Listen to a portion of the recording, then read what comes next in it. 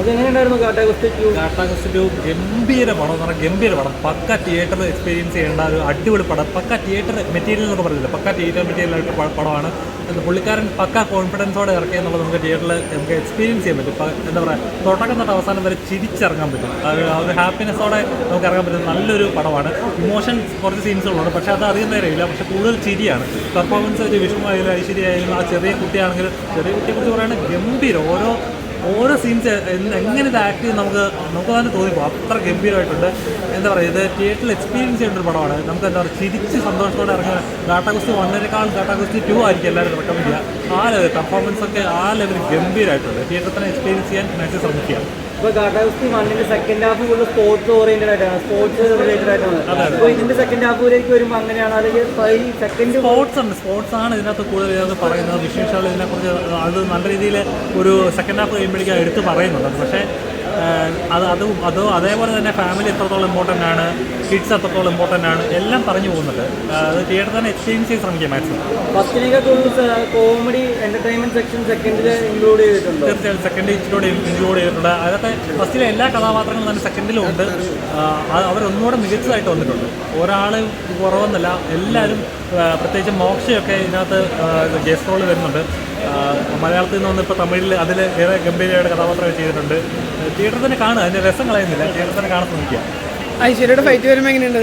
അതാ പറയില്ല, ഫസ്റ്റിൽ വെച്ച് നോക്കുമ്പോൾ സെക്കൻഡൊക്കെ നല്ല രീതിയിൽ ഇമ്പ്രൂവ് ആയിട്ടുണ്ട്. നമുക്ക് കാണുമ്പോൾ തന്നെ സ്ക്രീനിൽ നമുക്ക് അറിയാൻ പറ്റുന്നുണ്ട്.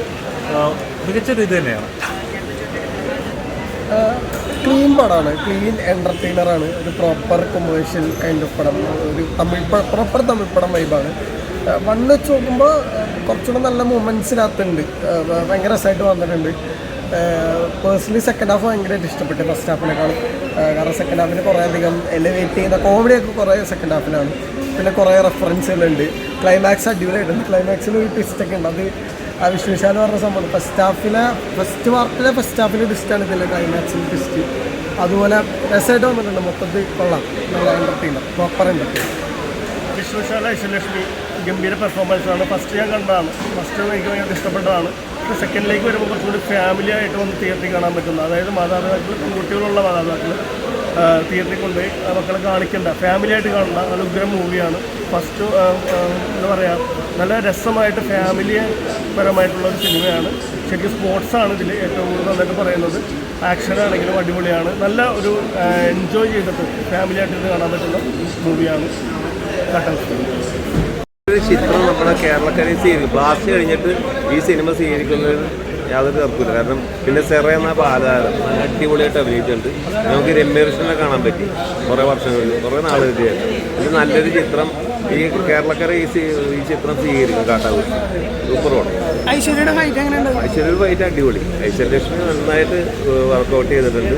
നല്ലൊരു ചിത്രം, അതായത് അടിപൊളി സിനിമ. നമുക്ക് മലയാള പ്രേക്ഷകർ ഈ സ്വീകരിക്കും. ഈ സിനിമ നല്ല രസമുള്ള സിനിമ, നല്ലൊരു സന്ദേശമുണ്ട് ഈ സിനിമ. ഫസ്റ്റാണോ സെക്കൻഡാണോ ബെറ്റർ? ഫസ്റ്റ് നല്ലതാണ്, സെക്കൻഡ് ഒന്നും കൂടെ ബെറ്ററാണ്. അതിപ്പോൾ പറയാൻ പറ്റില്ല. കാരണം നല്ലൊരു ചിത്രം.